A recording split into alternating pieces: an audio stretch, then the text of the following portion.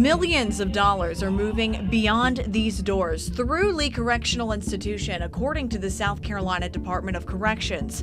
But this surprise search isn't targeting the inmates. It's targeting the people who are supposed to be keeping order and keeping contraband out of inmates' hands.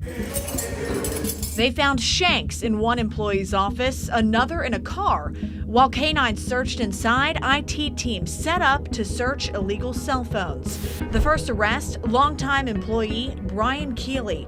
Investigators say they found contraband in cafeteria offices, including cell phones and narcotics. So you understand, okay, you're being charged 2 counts.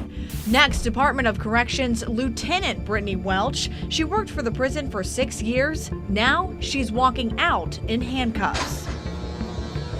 Investigators say Welch kept weapons for inmates and allowed them to share weapons while also tipping off inmates about contraband searches. Authorities went into this prison knowing they were going to arrest Keeley and Welch. A couple weeks ago, we got some intel from a contraband cell phone. Intel that South Carolina Department of Corrections Director Brian Sterling calls disturbing and disgusting. Someone abusing their child and then sending the videos to an inmate. Investigators say this Simpsonville woman was sexually assaulting a child, creating child pornography, and sending it to an inmate at Lee Correctional.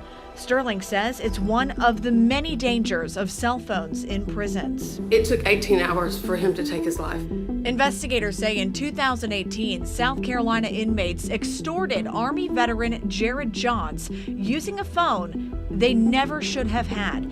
Investigators say an inmate made an online dating profile, posed as a young woman, and sent nude photos to Johns. Prosecutors say the inmate later threatened Johns, claiming the fake woman was underage and telling Johns to pay up or he'd turn him into police. The 24-year-old veteran died by suicide.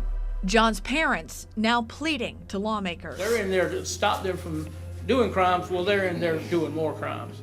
Also calling for change, Captain Robert Johnson. Lee Correctional, contraband captain, he was doing a good job. And the inmates here didn't like it. A U.S. attorney says Johnson was shot several times at his home. Prosecutors say that hit was ordered by an inmate, also using a cell phone he never should have had. Johnson survived.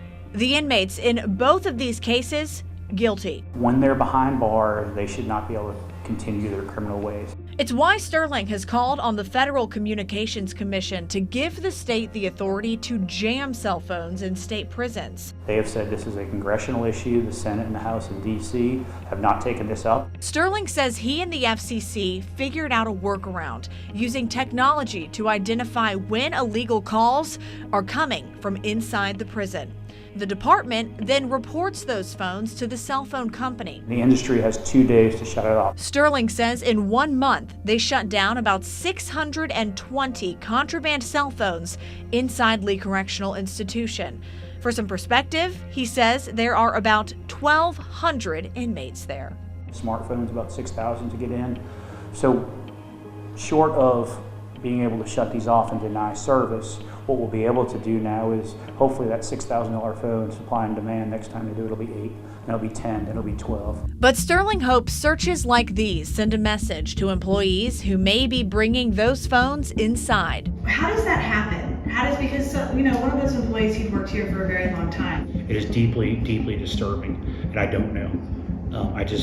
We teach, we specifically teach, don't let them get one over on you. We teach how to, kind of rebuff attempts and things of that nature. We've gotten the raises, I should say, overtime pay, bonuses, retention, everything.